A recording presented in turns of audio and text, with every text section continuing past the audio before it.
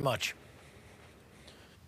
And I think we're going to check in with Dave now. Dave, how are the winds looking now? I know you're keeping a close eye on them. Yeah, we're watching them just come and go. They lessen in intensity and then come back. They're certainly not as strong as all of our crews are saying, not as strong as they were earlier in the afternoon, but still they are not going away. They don't want to give up the ghost here tonight. So as we look at the Middle Fork fires right here and the Marshalls fires right here, 41 mile per hour in Boulder, 16 in Superior, 11 in Louisville, 22 in Lafayette. We've just got that surge of wind coming right through that area. A lot of wind coming down Coal Creek Canyon area and from El Dorado Springs, slamming right into that zone there. And again, not as strong as it was, but a big improvement over the afternoon. Here's the forecast now for the rest of the night tonight. 30 in Boulder, 10 in Broomfield at 11:30. Then as we go into the evening, it dies down somewhat again. We got about 15 mile per hour in Boulder, 9 in Broomfield. Overall, the trend is for it to lessen in intensity. But I think by the time we get to the late morning tomorrow, this is 6:30, still going about 10 to 20 mile per hour gusts here. And then in the late morning, things really die down. And the reason for that is then we got that cold front that'll be coming in and delivering the snow for us. So here's the front range forecast for New Year's Eve. Let's take it full. And this is what is really going to bring some relief, not only the fire area, but all of Colorado. Here we go. 5 o'clock in the morning, snowing like crazy in the mountains. Now, if you're going to the mountains tomorrow, in the morning especially, through the early part of the afternoon, right along I-70, the Summit County Operations of Emergency Management is saying expect whiteout conditions and some impassable roads in Summit County through Saturday morning. Their hotels are full, and if you get stranded, there will likely be no place to stay. So they put that message out. 9 a.m. it's snowing like crazy in the mountains, and then we get our little snow coming through the Front Range initially. So we'll start to get some snow over the fire areas in the morning, and then by lunchtime we see more and more moisture coming in, and then it's afternoon when we really start to see some snow ramp up. That's at 1:30, 2 o'clock.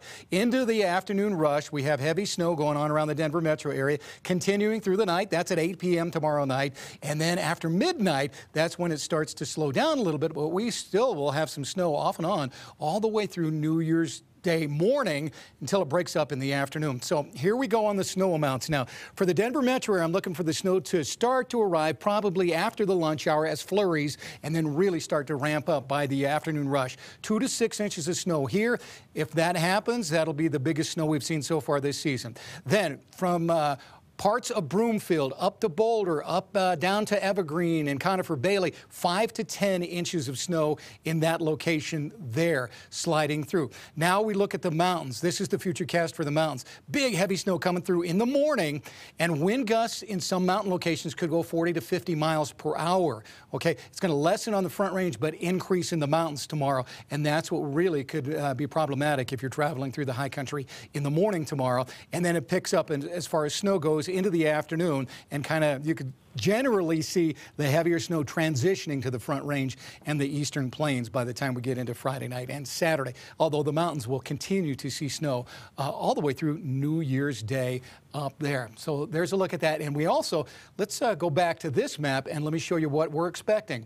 Now, Summit County over into Steamboat Springs down through Aspen Vale, 1 to 2 feet of snow for you guys there. Same thing down there in the southwestern mountains. And then you add that strong wind all over the place. We're going to have avalanche issues all the way through the weekend. We have an avalanche watch today for all those zones. It'll probably likely go warning tomorrow and stay with us all the way through New Year's Day. As far as the back country goes, be careful if you're in any of those zones. Stay out of them until after the New Year weekend, I think. And also, eastern Colorado, just want to throw this in there, you will be getting snow as well. Likely amounts will be smaller, but you will get snow. There's a little heavy shot down there in the southeast corner.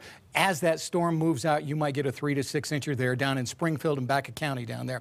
So low temperatures tonight in Denver. The storm's not coming till tomorrow. 20s tonight, and including that fire zone area, upper 20s from Broomfield back up to the Boulder area. That's going to slow down the flames, even if we got a little breeze blowing from time to time. Tomorrow, the cold air sets in, and we finally start to see some moisture coming in. Winds will not be as strong. Then we get into the cold. High temperatures on Saturday, New Year's Day, only in the teens, and Saturday night, Look at that. Bam, we go down into the meat locker. We're going to be in the single digits all over Denver, up to Fort Collins and all the way down to Castle Rock. Very cold. Conifer, you might go down below 0. And Evergreen, you're going to be pretty close with that one there. So weaker winds tonight over the area, not going away, just weakening.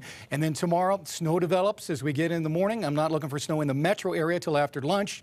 Earlier from Boulder up towards Fort Collins, and only 38 for the high. 17 Saturday, and then we break out of it by Sunday, Monday, and Tuesday we warm it up again. But what a cold start to the new year out there. And again, I know it's late, guys, but I can't stress enough how historic this whole fire situation is. Devastating fire. You got to feel for those people up there in Superior, Louisville, who lost their homes today. Almost 600 homes lost in a short period of time. And we talked about this earlier, but can you just imagine having somebody knock on your door? Hey, you got to get out of here in 15, 20 minutes. No. Take what's important to you and get out. No. I can't even imagine having to go through that. Yeah. Hundreds of people have done that today. Yeah, and also the shock, Dave, I think if you live in Evergreen or Buena Vista, Estes Park and around those areas, every now and then you say, hey, we figured this could happen every now and then. Yeah. You're sitting there in your neighborhood on the golf course in Louisville, right, and all of a sudden you get evacuated. And then, as we've been reporting, a lot of the homes around that course, Coal Creek, destroyed. Who would have thunk? Yeah, and in that type of area, you're not prepared. You're not prepared sure, to get out of your house that quick. But those of our neighbors who live up in the foothills and the mountains, they've already had these fire seasons that we've went through year after year, and they know what to do. They know what to get going. They know where to go, that type of thing. How do you even know where to go? Right. Get out of your house. Well, okay, where do I go? I got all my stuff, my kids, take my dog or whatever. Where do I go? And they got to find out all that stuff. Just a bad situation for all those. We hope and pray, though, that there are no fatalities out of this whole thing. So far, we haven't heard of any, so that is one silver lining out of this, if we could find any at all. That is excellent news, and our hearts do just go out to all of them, hundreds of homes. Yeah, all right. Dave, thanks very much. Right now, we're talking about the evacuations, well over 30,000 households, and this is the current evacuation map. There is an update that we haven't erased, if you will, from this map. That area down in Arvada, down around the old Rocky Flats that was in pre-evacuation, those pre-evacuation orders have